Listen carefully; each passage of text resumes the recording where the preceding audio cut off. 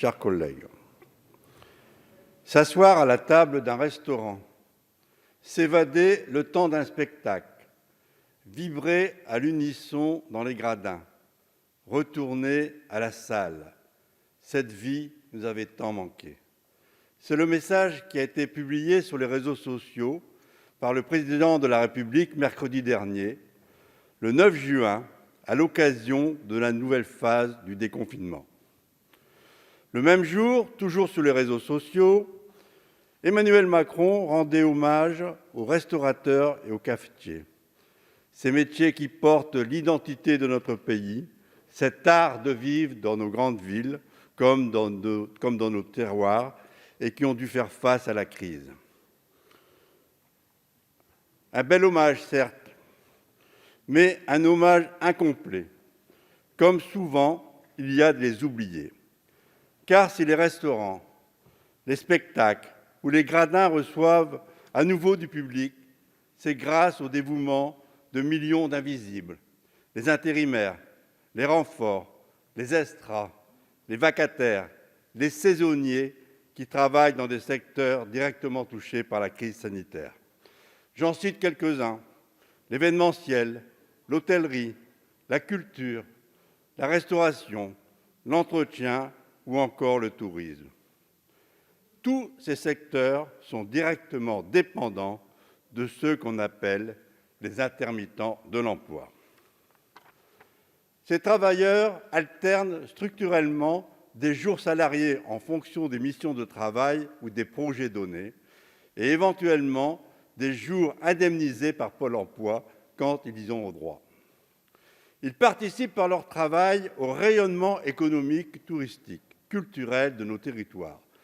Ils font tourner notre pays et permettent cet art de vivre, malgré une précarité alarmante. Cette précarité, elle vient directement de la succession de contrats de courte durée qui leur est imposée. Leurs horaires sont flexibles, les conditions de travail souvent dégradées et les salaires peu élevés. Ils jonglent avec les petits boulots et les missions d'intérim. Ils sont appelés à la dernière minute pour venir en renfort le temps d'une soirée, d'une semaine ou d'une saison. Mais pour eux, rien n'est jamais durable. On entend parfois dans les discours dominants que les salariés alternant travail et indemnisation chômage seraient des profiteurs. C'est d'ailleurs dans cet esprit que le gouvernement argumente pour justifier de la réforme honteuse de l'assurance chômage en pleine crise économique. À vous comprendre, l'explosion des contrats courts serait due à une assurance chômage trop protectrice. C'est faux, archi faux. Ce n'est pas l'assurance chômage qui engendre des contrats courts, mais bien le patronat qui choisit de précariser l'emploi. Une étude publiée le mois dernier par la DARES, organisme rattaché au ministère du Travail, rappelle bien les responsabilités dans cette situation. Je cite: « Depuis une vingtaine d'années, ce sont les employeurs qui ont intensifié leur recours à des contrats de travail de courte durée. » Pour mémoire, la part des contrats à durée déterminée dans les embauches est passée de 76% en 2000 à 87% en 2019. Une hausse qui s'explique en partie par l'utilisation croissante des CDD de moins d'un mois. Non, le chômage n'a jamais été un choix. Il ne suffit pas de traverser la rue pour trouver un emploi stable. D'autant plus dans les secteurs où la précarité est reconnue et validée officiellement par le gouvernement. Pour preuve, l'agrément du ministère du Travail qui fait de l'intermittence une norme reconnue dans de nombreux secteurs ou métiers. Loin d'être choisi, Madame la Ministre, chacun son point de vue, on ne sera jamais d'accord. Nous sommes des révolutionnaires, vous n'êtes pas révolutionnaires pour un sou. C'est bien une précarité subie qui s'abat sur les intermittents de l'emploi, une situation qui pèse sur la santé et le moral. L'étude de la DARES, citée plus haut, pointe d'ailleurs les dégâts sur la vie privée, rendus difficiles par un volume d'heures incertain, ainsi que la nécessité de rester disponible.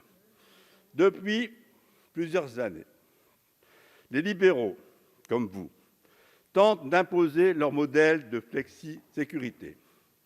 La modernité serait d'accepter un travail flexible en contrepartie d'une hypothétique sécurisation du parcours de vie.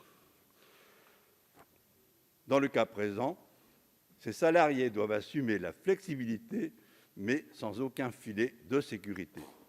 Voici un cri d'alerte que vous avez peut-être reçu. Monsieur le député, pas moins de 2 millions de personnes ont été oubliées des plans de relance.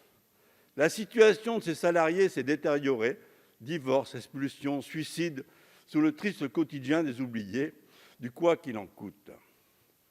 Cette proposition de loi est vitale.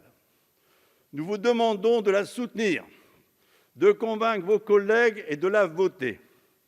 Comme l'a déclaré Jeanne Balibar lors de la cérémonie des Césars, il y a non-assistance à personne en danger.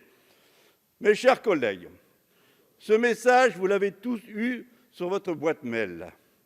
Il vient du collectif des précaires de l'hôtellerie et de la restauration de l'événementiel.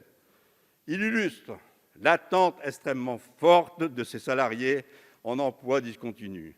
La plupart d'entre eux sont aujourd'hui en fin de droit en raison des périodes de confinement et des restrictions sanitaires imposées à leur secteur d'activité.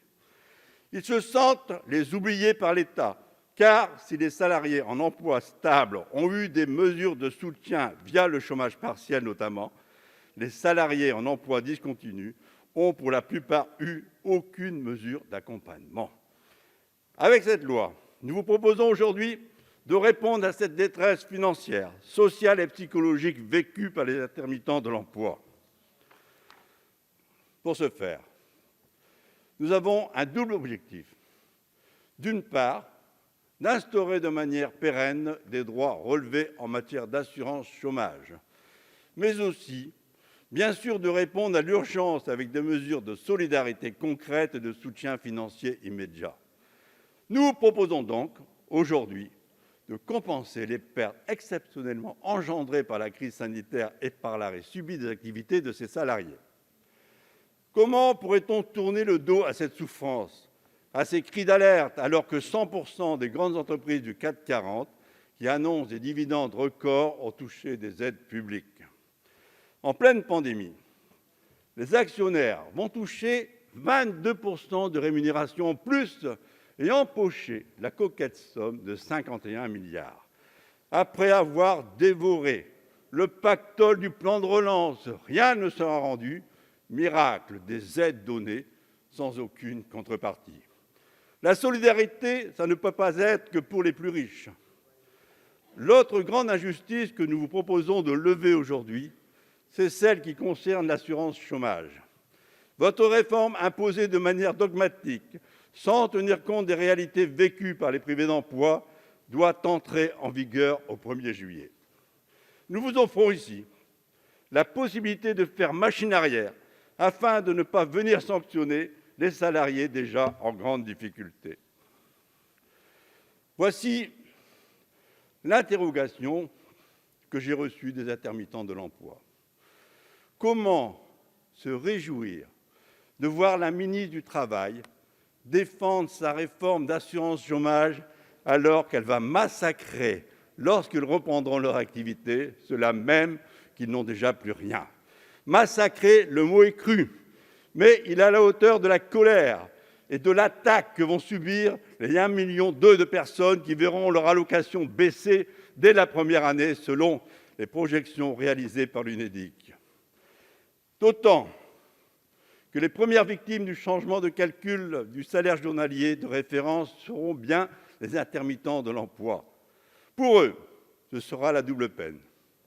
Déjà victimes d'une crise économique violente et d'un statut de travail précaire, ils seraient également punis par une réduction du droit du chômage. Non seulement le montant journalier va baisser, mais le nombre de jours indemnisés aussi.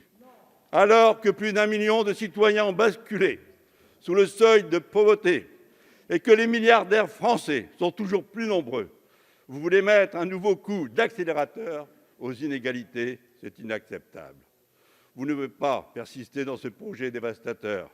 Le pays n'est pas prêt à vous suivre dans cette voie rétrograde. Les syndicats sont unanimes, tous contre vous. Les intermittents, interluttants, les privés d'emploi ont occupé de nombreux théâtres et de lieux symboliques avec comme revendication numéro un l'abandon de cette réforme de l'assurance maladie, de chômage. Le Conseil d'État a même retoqué votre premier décret au nom de l'égalité. Nous proposons donc aujourd'hui d'arrêter de chouchouter les riches et de vous occuper des humains.